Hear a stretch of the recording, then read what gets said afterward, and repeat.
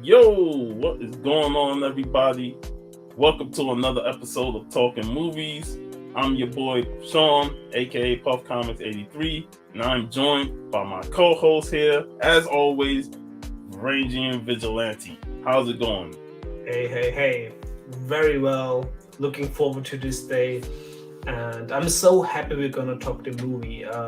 Ghost Dog from 1999. Not only because it's a fantastic movie that I was very happy to rewatch after 26 years almost. But also the other thing is, it also fits very well as a follow-up to last week's movie, The Man with the Iron Fist, directed and written by RZA, since this film, Ghost Dog, is also the introduction of RZA into the film business. Yes. With a very small part in the movie too. And he did this amazing soundtrack. Yes. This movie, directed by Jim Jarmusch. Did I say that right? I would say Jarmusch, but it's like he's I think he's from Detroit. He's from the US. Yeah. But the name sounds very Czech almost. But it is directed by him, and I've watched a few of his movies.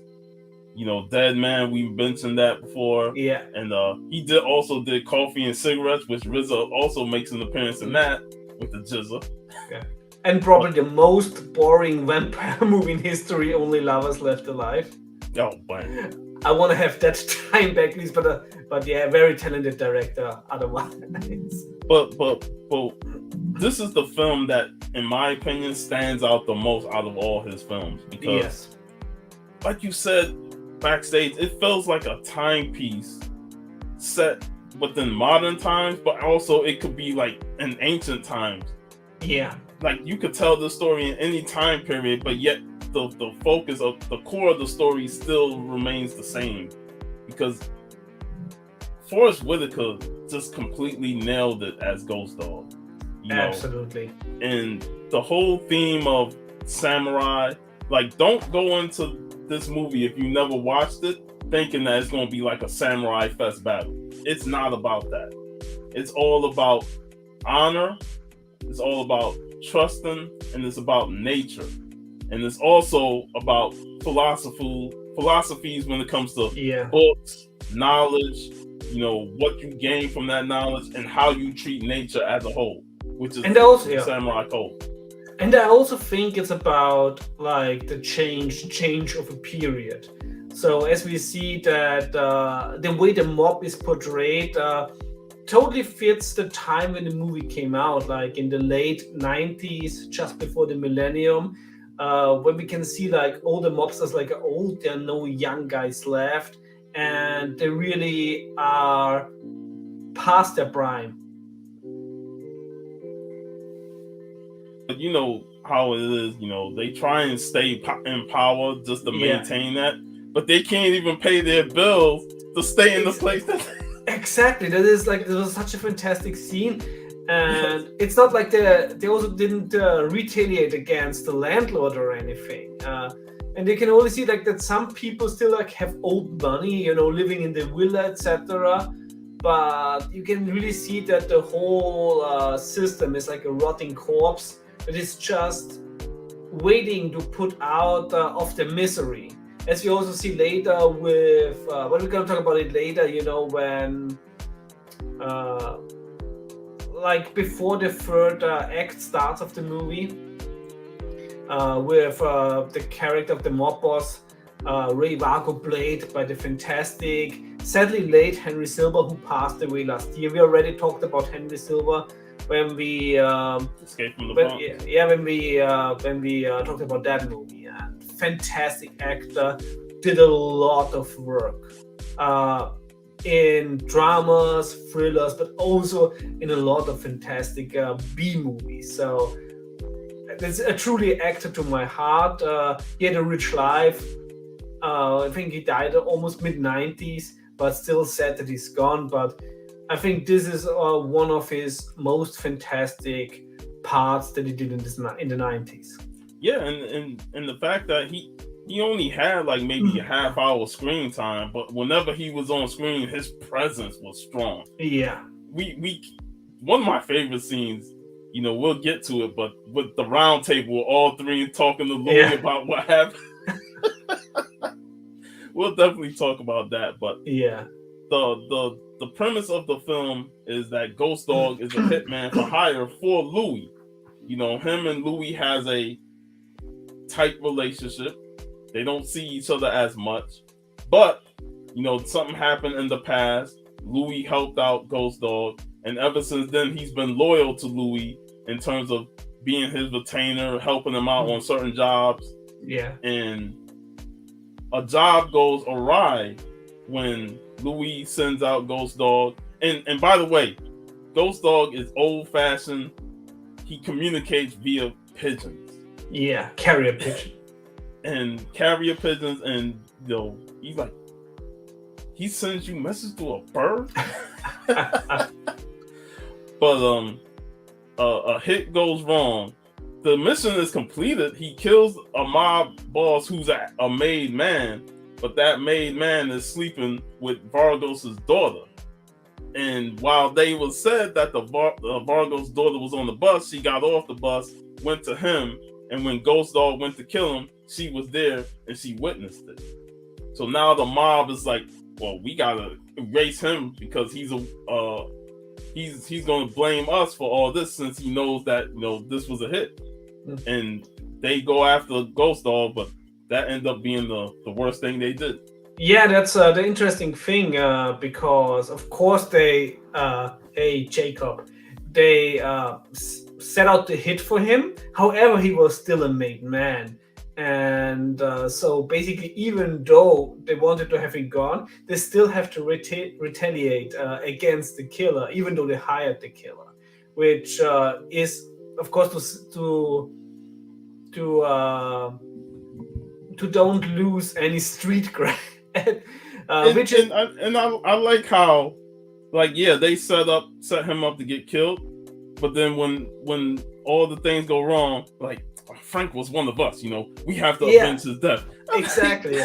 Like the whole he needs to go get whacked, that was out the window. Now we got get his killer and avenge his death.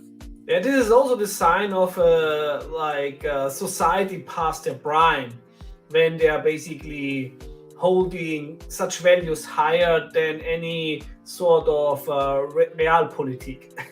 Yeah. And the whole theme of the movie is that Ghost Dog, he won't turn on Louis no matter what. And to be honest, Louis wouldn't want to turn on him. Yeah, he also had. Of course, everyone has a choice, but he had a choice, like his life or Ghost Dog's life. So, and you can truly see through every confrontation they have in the movie how he really doesn't want to do this. Yeah. And it shows, their respect for each other. Because even at the end, there's a respect level there that, you don't want this to come to this situation, but they're forced into it because of the sides that they choose. With Ghost Dog choosing his own side of, they're not gonna take me out because I completed my job, I did what I had to do, and now they want to take me out because of it. He's become that bear that we'll talk about, that's pushed on the edge, that's trying to live a peaceful life. Exactly. And as you said, we come to a lot of the philosophical topics that, of course, are very much based on also the book that appears in the movie. This is very often quoted, Hakakure by Yamamoto Sumitomo, which is from the 18th century, from the Edo era of Japan, and is the codex of the samurai. Yeah, the quotes of this passage really shows up every time. And I like how in the book where they discuss how the quotes show up in the movie, and you would think that it stops the story dead just so he can highlight the quotes of it. But I really love that style. Yeah. because it really makes you pay attention. Like sometimes when I caught the rewinds and I popped it on DVD, I will pause it and read the whole thing. Yeah, because also what is into it mirrors later in the movie. So it's not just any quotes thrown in there because they sound cool. No, they also mean something, which is shown on screen. Yeah, and they have a certain importance to each word that's being told. Even if Ghost Dog is narrating it, I still want to read it. And I like how certain quotes really starts to foreshadow certain things that comes after it. Yeah, what I love the most, of course, is like that even when beheaded, that the samurai still has enough time to finish his mission, and Vargo picked that up instantly. Yeah, it was like, we're going to war.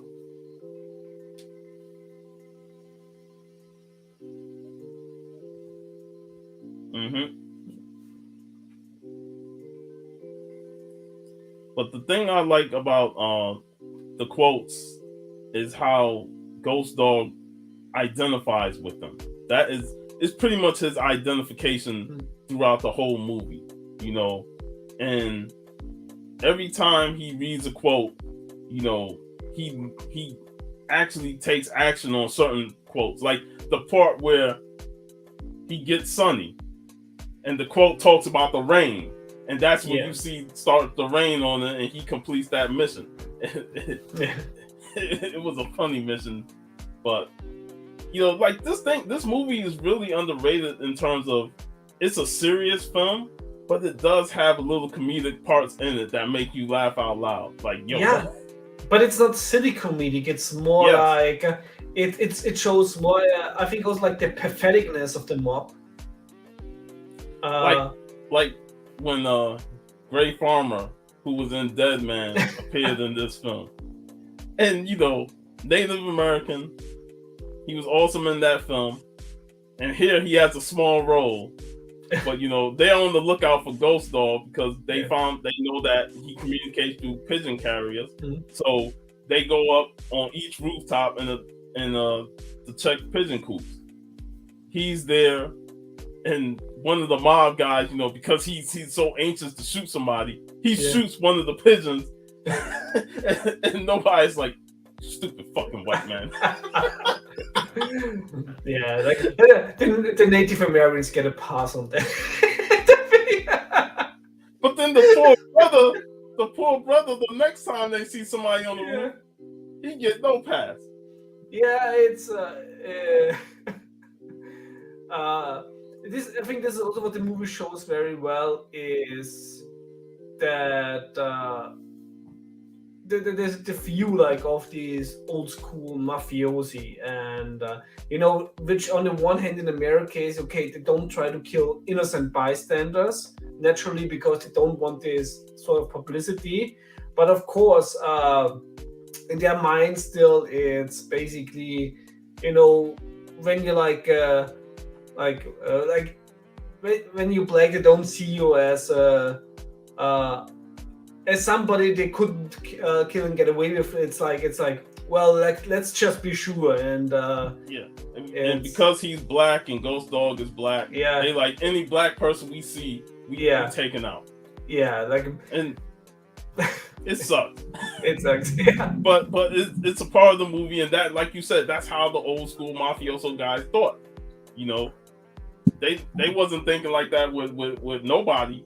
When he said that word, they threw threatening words at him, but they wasn't gonna kill him. Yeah, that's a good tagline for Black History Month, for life being black in America. Like it sucks like that. Yeah, and I love Ghost Dog's connection with the pigeons and nature in general. Yeah, also with the other birds, and you can always see that he's communicating with them. It's like not in a Dr. Dolittle way, but you can see there is this connection, which of course also he sees later when he confronts like the hunters. When he's like the bear is like, hey, like in more civilized societies, like the bear is like equal to man. and I like how his friend Ramen, who speaks French throughout the entire movie because he's Haitian American, he's from Haiti. I like how he brought up the bear in one of the books. Yeah. And the way he described it, he's like he fits Ghost Dog's persona. And then it comes back later on with the hunters who was hunting, who killed the bear. And one thing I noticed, what up, Jace?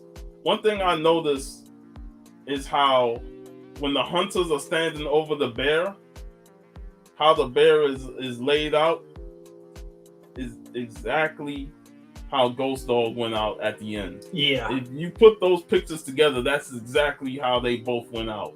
Yeah. And it was such a surreal moment when I noticed that early on watching this film. Yeah, that's the wonderful thing about this film. The last time I saw it, like I said, for 26 years ago, when it was like after a long school day and was watching at night, K-pop. And I really enjoyed it, when I was 16 years old back then. But I didn't enjoy it in a way that I enjoy it now, like being an adult and almost 40 years old. So this movie really speaks to you more when you're an adult, and the fantastic thing about it is really it aged so well. It stands the test of time, and when you really like watch this film, we said it before, it takes place in like any time period. Mm. But it could have been told today the same exact way. Exactly. And that's why I don't want it to be remade at all. Like, I hope I don't get no ideas. Like, stop remaking shit, Hollywood. Y'all suck when it comes to remaking stuff. But the way this film was made, like, you could have done it in today's setting, and it had far more impact with what was going on these last few years. Exactly, like since you said, this movie is very much based in the late 90s or the 2000s, with the decline of the mob and everything. But on the other hand, this story could have been told in any period of time with any institution, with any organization that is past their prime and they're really trying just to clinch to that power, like with the last grasp. Another important character in the film is the character of Pearline. Yes. Played by Camilla Winbush. I think her first role. Her first big role. And yesterday was her birthday. I remember seeing her post on IG. It was like her birthday. And I was like, good. We're talking Ghost Dog today. So we should have invited her. But I really love how these characters are strangers. And how she describes Ghost Dog as, oh, my mom knows you. She's seen you on the rooftops and stuff, and you have no friends. And instantly, they talk to each other, and they become friends, within the two scenes that they have. But they use the importance of books as a way to communicate. And like, oh, that's a great book. Frankenstein, and certain books that are used throughout the film to really highlight the importance of reading. Exactly, yeah. This movie has so many messages that are very important for human communication. Like at one point, there's like the importance of books, the importance of language to understand something. On the other hand, because he also communicates with Raymond, who doesn't speak English but French, and he doesn't speak French. So they still find a way to communicate even over the barrier of language. So this may sound like it would contradict each other, but it does not. It really elevates the movie, in my opinion. Because when I first watched it, I'm like, they don't understand each other, but they understand what's coming when it comes to their communication. Every time Raymond says, oh, you must got business to handle, then Ghost Dog like, man, I got to go. I got business to handle. So it's like they know what they're saying without actually understanding the language. Exactly. Yeah. It's like this movie is on so many levels, poetic but also philosophical, but not in like in a way that sucks. Like most we do when it's basically like we just want to sound intelligent. Yeah, No, this movie goes really deep into human communication and also really honors the samurai code in that sort. So it's very well researched, and you can truly see that, like you already mentioned on the pre-show, that RZA, when he did the soundtrack, since RZA is so deep into the like Oriental mysticism and the culture, that he immediately got what the soundtrack is for, and he got it totally right. exactly. And it highlights throughout the film because I've said backstage how certain movies can be paced poorly, where they just padding out time just to extend the movie. But I feel like with the way this movie was shot, the scenes that are padded out, like whenever Ghost Dog steals a car, which is fucking creative. um, they have this unbelievable piece of music from RZA and others, because I do like the variety of music used, of licensed music, and it really like highlights what Ghost Dog sees within the world that he's viewing, and he does feel like a man out of time because he's lived by a strict code of the samurai that he doesn't fit with what he sees around him. Yeah, in German we call this like it's like a Parallelgesellschaft, like a parallel society.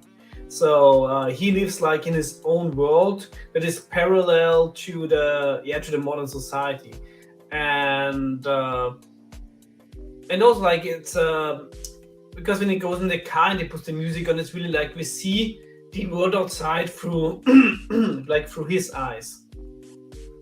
Yeah, and you see the trappings of the neighborhood.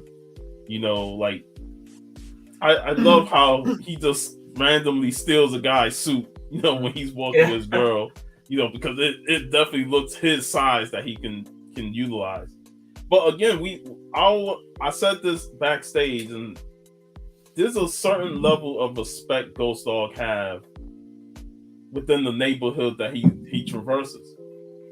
There's a scene where three guys come out of a place and they all dressed in red. You see that, and immediately you think, oh, those guys are Bloods. One of the famous gangs in LA that traverse the country.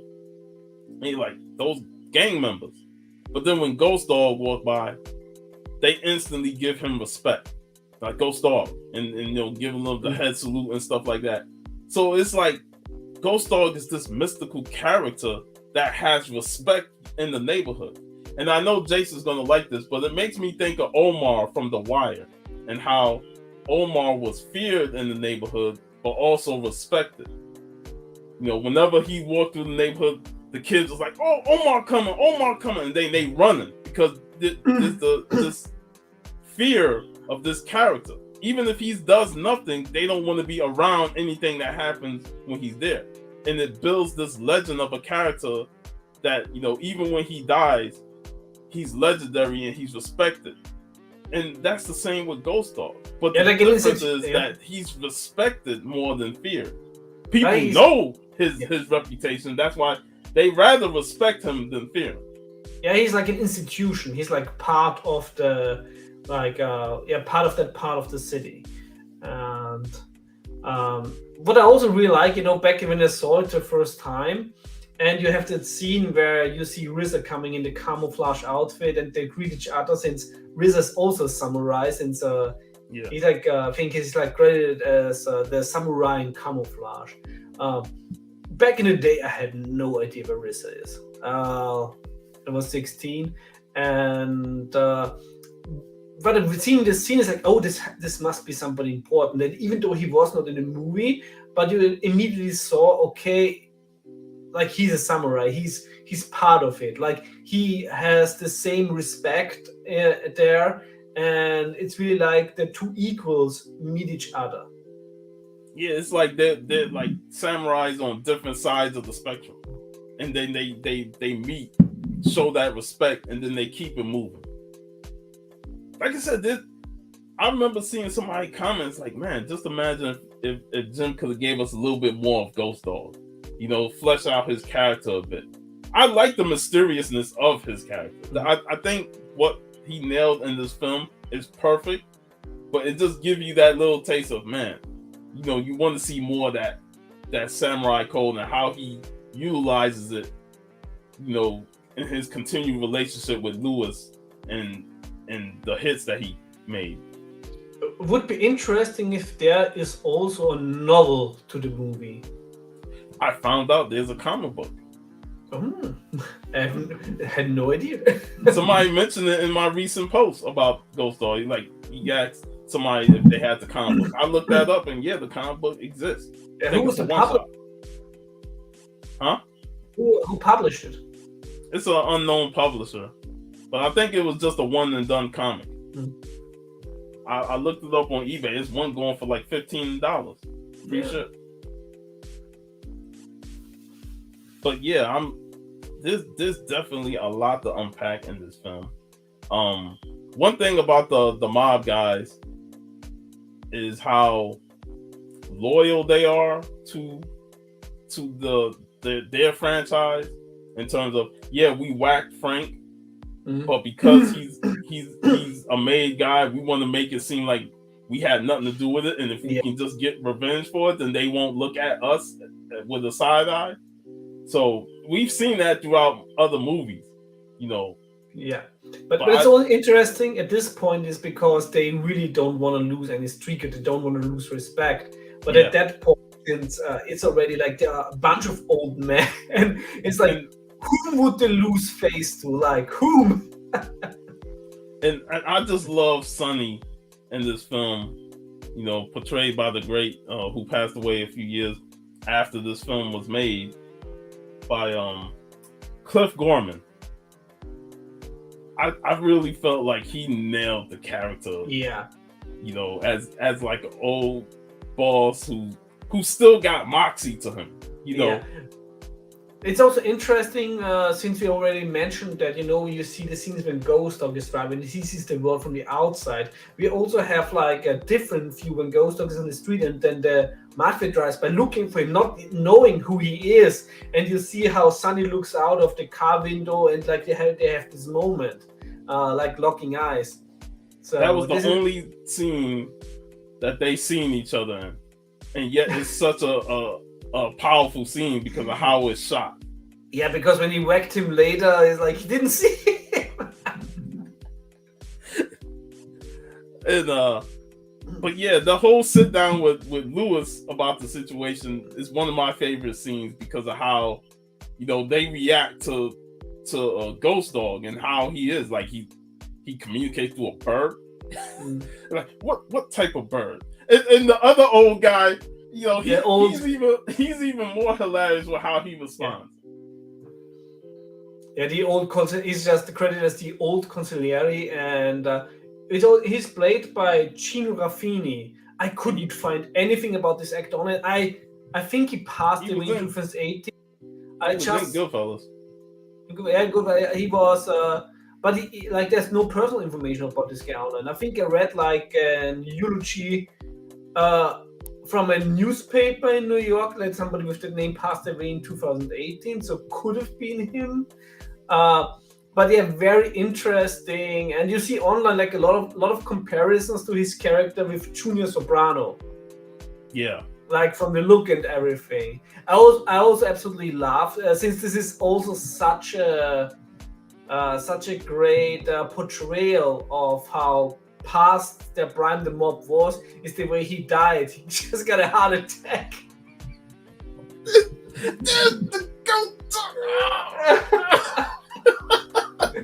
I think this is my favorite death in the movie. I know my second favorite death because after that, with Ray Vargo, with the mob boss played by the late great Henry Silva, absolutely love. That he's like, I expected you.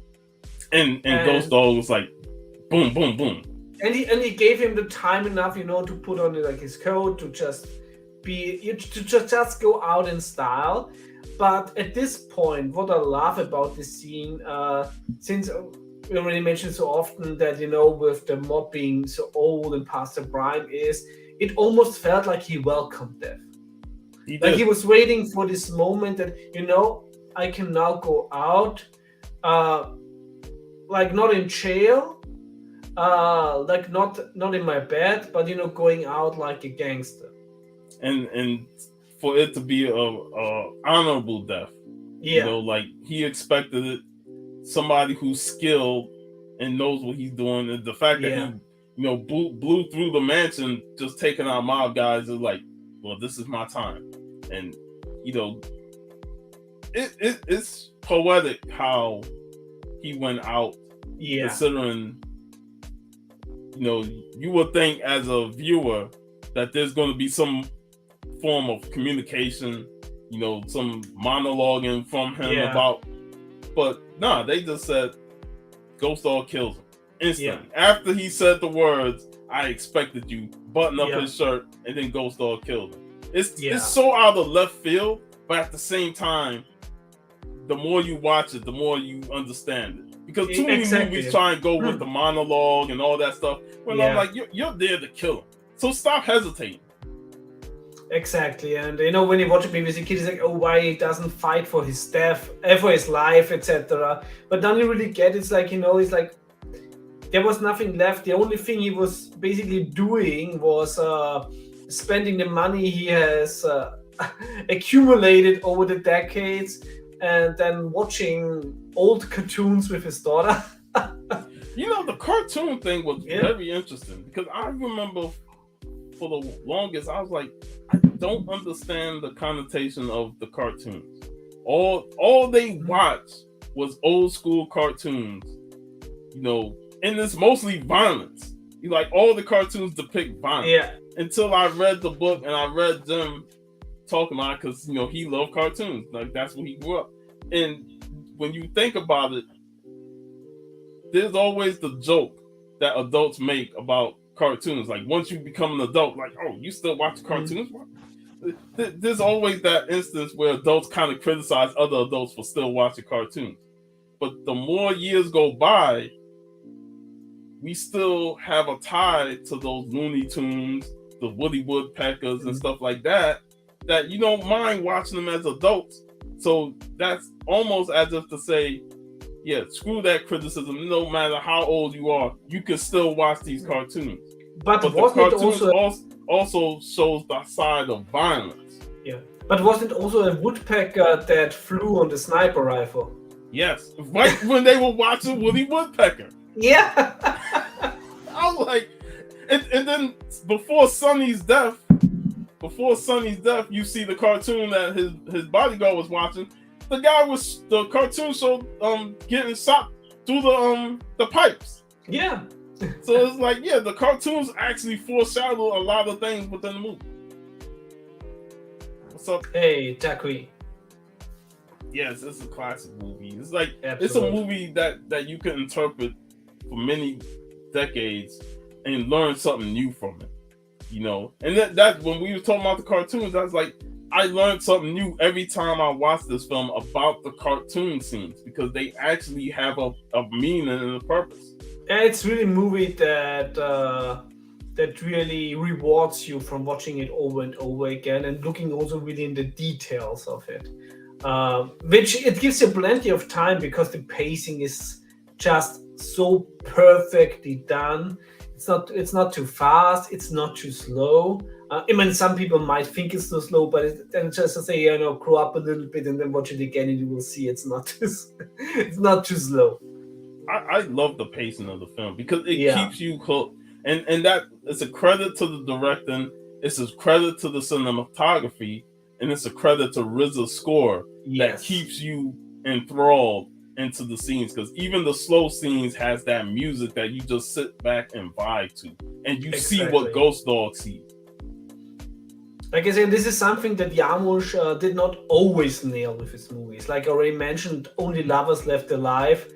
That movie was work to get through. It was really boring. And that movie really felt like a failed philosophical experiment. However, in the past, he did it very well with Ghost Dog and, of course, also with Deadman. Yeah. And I love the effect of the two-tone effect of whenever somebody's moving, you see the camera still focus on them, but it almost gives them like a 3D illusion of there's two of them, and it meshed into one. You know, he talked about it in the book, but it's like it's a unique effect that most people will get their hands on and overdo it. But I thought it was done very well in this film. Exactly. The cinematography is on top. Yeah, on top absolutely. What is also very interesting is the character of the daughter of Rivago, Louise, played by what's it? Trissing Wesley, and Wesley, yeah, and because she survives 2 times, you know, when Ghost Dog does do his killings, since she's just innocent bystander.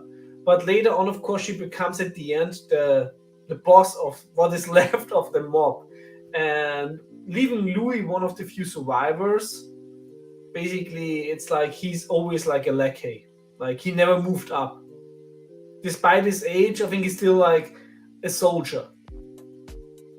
And we've seen that throughout all forms of mafia life or any gangster ties. And like, once a lackey, always a lackey. Exactly. And the thing about her is she's another one that read a book. Yeah. And Ghost Dog, you know, took the book after he killed Frank, and he used it because it was the Rashomon, yeah. And he gave the book to Pearline, you know, to tell her to read it. And she had, you know, her viewpoints on the book, and they both agree on the story that they like more than the other story, which was more popular. And I there's something about that just feels so right, you know, with that books are a huge part of the movie and how reading is fundamental, because it and there's a low-key element of the third eye. I think RZA brought it up, you know, about, you know, the intelligence, the what you view with your third eye. Exactly, because also books is like the way how we bring like our past knowledge to future generations. Yeah. And one of the means, of course, like if the Aborigines use like an oral historic transition, like and to keep the old traditional stories and knowledge alive through, like I said, new generations. They need to keep up with this, and that's why this was the final book he gave Pearline before he passed. Yeah, it's fantastic. Like I always say, which is so funny because I studied history, but I'm absolutely not working in history. Like I'm working in business, but my study of history helps me so much, like with modern business, because I can take so much from old historic book and just adapt the knowledge to nowadays time, which always fits because human nature has not changed for the good and sad parts, like since our existence. So you can take the knowledge of books, of philosophical books on the past, and you just have to adapt it to modern language and with modern examples. Like we see it a lot nowadays, especially with The Art of War by Sun Tzu, which is used a lot in business, or like how Machiavelli is used very often, like in a modern term. But you can really apply this to, I would say, any ancient text, and of course also through any text, especially from the early modern period. Yeah, there's a lot of philosophical goings with this film, and I love it. Like, to me, it really like elevates the film. And like you said earlier, there's no thing where this movie is trying to be smart. Like, it's just inherently smart, but yet it's still a great film. Because too many filmmakers try and throw too much intelligence into their films that it goes over your head. Yeah, this movie is, you know what? How Thanos would say it's how Thanos would say it's perfectly balanced.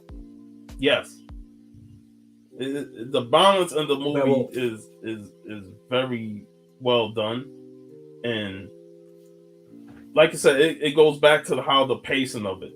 like the scenes where he's stealing cars and he's walking through the neighborhood. You're experiencing it from his point of view, and you understand why he's in this mental state he is. He is strictly to a code. He stays to that code and he never breaks it. That's why every time he sees Louis, he says, "I'm your retainer. I'm not going against you, and I'm loyal to you." He's the master in terms of, Louis is his master because he saved him years ago, and that's a gratitude that he holds dearly to his heart. And he already knows what his fate ultimately will be. And Ghost Dog even told Louis, "I'm better off dead than you are." And it comes back to fruition towards the end of the film. Yeah, this is so fantastic because, of course, before that, the part of the book was mentioned that a samurai, that even if beheaded, he will finish his mission before he dies. And it's like it's like in the end. But it's a different mission than a first-time viewer would think, because first-time viewer might think that, oh, he's gonna kill Louis, like in the duel. However, this was not his mission. Like, he gets shot mortally 3 times, but he's still going there, and his mission was to give Louis the book and to say, when you finished reading it and we meet again, tell me how you liked it. Which, of course, means that when Louis dies in the future and they meet in the afterlife. And I also love how not only he gave the book to Louis, but how he gives to Pearline and Raymond. Yeah. Before, like, he gives Raymond his entire briefcase with money and everything. Money, books. Even sees Raymond with his own gun, and Raymond's like, "I need that for protection." And he puts it in the case and he gives him the key. And it's like, you felt that. Yeah. Because you feel these two characters have such a connection that he wanted to give him something before he knew that he was going to go. Because Raymond told him that guy was in a sling, came to ask him about you. And right there, Ghost Dog's like, it's my time. Yeah, this is like it's really a scene of an inevitable goodbye, and how hard it is, but also like in this moment, it's unavoidable. Yeah, and Pearline shows up, and she came by asking about him for a few days, and he wasn't there, but it was like that finality, like she finally gets to see him, and sadly, she also witnessed his death. But also, Ghost Dog fought ahead to this moment, and he didn't put any bullets into it. Yeah, he dumped all the bullets inside the briefcase. Yeah. So when, of course, Pearline picks up the gun and she wants to take revenge, she couldn't because it was not loaded. And I like when she clicked the gun. Yeah. Louis stumbled. Yeah. It's the little detail. He hear that click. He's like, ah. Yeah. But it's also like the scene is also perfection, yeah. And it shows also with Pearline how immune that she is to the violence, which means she experienced it as well as a young child. Because somebody getting shot, normally you hear girls screaming and stuff like that, but she was kind of immune to it. And I always saw that as something that was interesting, that this young little girl, seeing somebody that she only knew for like 2 days at most get shot down in the street, yet she has really no reaction to it. And it showed that, and she had seen this in the past. Yes. That's a wonderful detail, yeah. Yeah, it's like the little things that you start to pick up, and like, man. But in another way, it's a beautiful thing that he gave her the Hakura as the final book, and she was the final narrator of it before it went to the credits. Exactly, and what also is great, the final cartoon we see is a very also famous Itchy and Scratchy cartoon from The Simpsons, which is a parody of Arm Race, where it's like, you get a gun, the other one gets a bigger gun, bigger gun, bigger gun, and you never stop that cycle until somebody doesn't get a gun or runs out of, or you run out of space on Earth.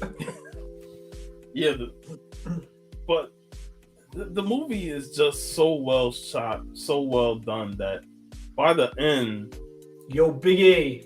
what's up, Biggie? By the end of it, you like, when you first watched it, I'm like, I don't know what I watched, but I liked I it. really enjoyed this. Especially like the showdown between Ghost Dog and Louis, and I like how Ghost Dog like, this is what you want, the old West showdown. Yeah.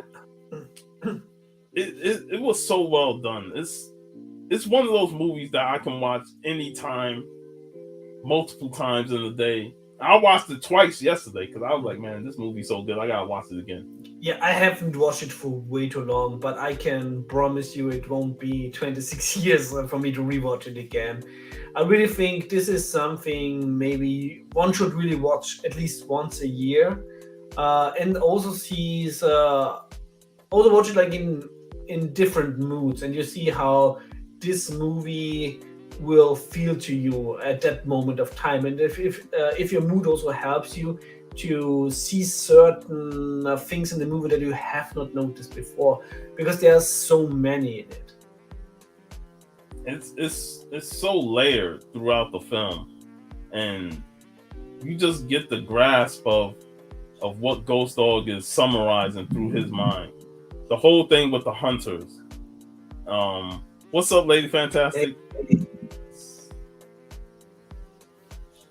But the whole thing with the hunters and the bear analogy this is the reason why I'm not big on hunters and the killing of animals, because again the movie kind of describes it as the nature of balance.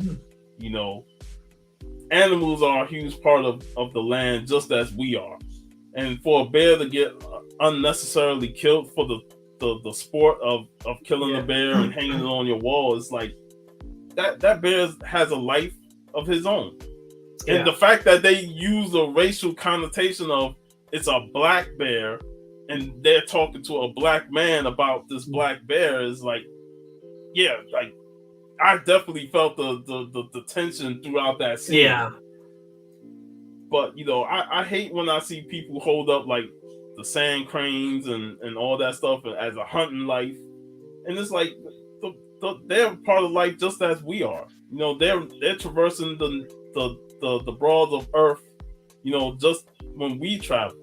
So for them to lose their life unnecessarily for the thrill of the sport, it's like it's not something I like seeing. Yeah, I'm against sport hunting, but of course, I think if somebody hunts, you really have to hunt for the food, and you really have to make use of everything that the sacrifice of the animal provides. Like you have to make use of the fur, you have to make use of the claws, etc., make use of the bones. I think this is like the only ethical way to hunt. Of course, it's like for the food, and also like to show respect to the animal, like to show, of course, like this is it's like I honor you in because I use everything, because it's like also like, of course, animals also human. Like I wouldn't be mad if a shark eats me, man. That's the reason why I'm not going into any fucking sea. Yeah. But it's like you can't be mad at an animal if it eats you. if you're in its territory, you got to be aware of that. That's why I'm in Florida and I ain't fucking with gators. Yeah, that's the thing. Like when we're gonna visit Florida in the future, like the first thing I expect is like I have to watch every fucking street if there's like a gator or a fucking anaconda. Yeah, don't go into the Everglades thinking you're just gonna have a good time. Like, nah, there's a lot of animals in the Everglades that will take you out. I've watched too many natural documentaries. Yeah, exactly. I'm not a fan of killing them and getting nothing out of it. Like I love watching the Animal Network, Animal Planet, because you get to learn about the history of these animals and certain things that you see. So, but I like how the movie touched on it. because it is a part of the samurai way of the balance, and those hunters had it coming. Like they took a life, whether it's an animal, Ghost Dog took their life. Yeah. But yeah, it's because I love meat, and I see that. I think that hunting, when you really hunt for meat, is more ethical than eating mass-produced meat, where the animals are basically in their small concentration camps from beginning to end. Yep. I think in general you can always see the character of a person, how he treats somebody, something that is under their position. Yeah. Like I always say, if I go into like a business, if I and I see how they treat like the cleaning lady, then I know everything about the business that I need to know. That's it. It's just like, I'm not going to give you my business if you treat your people a certain way. Exactly.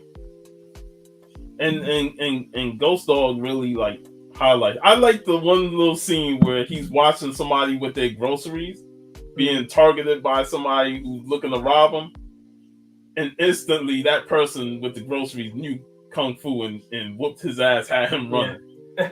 So it's like Ghost Dog be watching, and the neighborhood knows what to do in certain situations. And I really enjoyed that little detail. Yeah, it's a very small details you can see like in the background, and once you notice, then of course, I haven't noticed this further, of course, but there's so much highlighted, and this movie really plays in a positive way with your attention span, because you really can't. This is not a movie where you can look on your phone.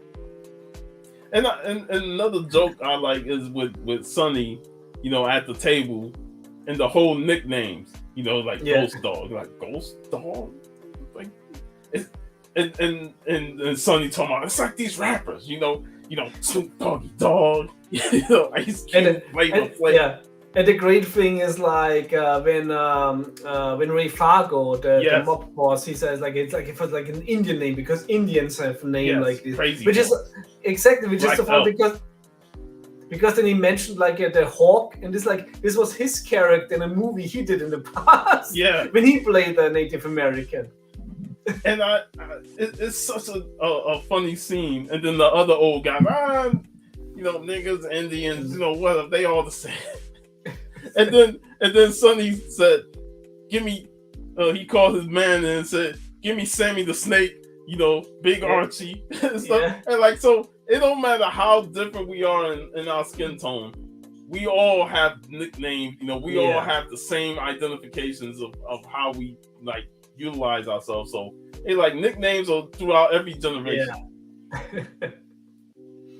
And that's what makes this movie so great, is that it highlights like things that just makes us identifiable. It's funny, because it also goes, of course, back to the old ages. When you look at Babylon, the Sumerian Empire, and their emperors was like, I need a cool title as a ruler. It's like I'm the ruler of everything.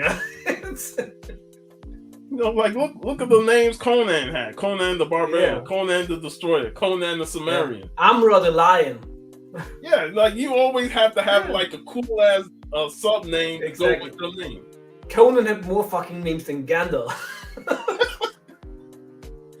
and to me, like, I like how the movie just highlights this, because we're all the same. We're all the same. I mean, come on, I'm Puff Comics and you're Varangian Vigilante. That's not our real names, but that's our nicknames that we use for the channel. Exactly. That's my gimmick. That's right. It's like it's also like one of the best thing is like, when Hulk Hogan was in this lawsuit with Goka, and when Hulk Hogan is mentioned in court that with the penis size, that of course Hulk Hogan is like his gimmick and Terry Bollea is his real name, and Hulk Hogan has a bigger penis than Terry Bollea. Oh man, but yeah, great movie. great acting, great soundtrack. Yeah, Though, like I listened to the soundtrack as well, and Wu-Tang Clan ain't nothing to fuck with. That's all I got to say. exactly. Man. Which is very interesting because in the first 2 weeks of Black History Month, we got movies that, of course, have black protagonists and creatives behind, but also a lot of Oriental wisdom in there, the mysticism. So it's very, very interesting, and of course, both very much RZA based. Yep. And like we said last week, Man with the Iron Fist was definitely a passion project for RZA. Yeah. Because I guarantee you this movie really highlighted that. And oh really? 50 Cent Wu-Tang comic. But yeah, it really highlighted just how much RZA loved the Asian culture and the wisdom that came with it, through these passages. But yeah, man, these films are awesome, and Ghost Dog is definitely a treat to watch. Absolutely, again. Totally recommend. If you haven't seen it in a while, if you have not seen it, watch it. It's one of these movies that unfairly rarely get mentioned. It's like when people say, "Oh, you have to watch that movie."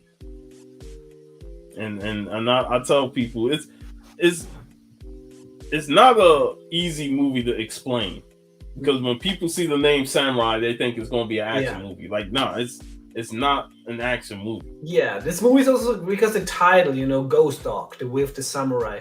When you hear it, you expect an action-packed thriller or something. Then you watch it, and it's like, oh, there's something completely different, but the title is perfect. It is, and it just fits the theme throughout the whole movie.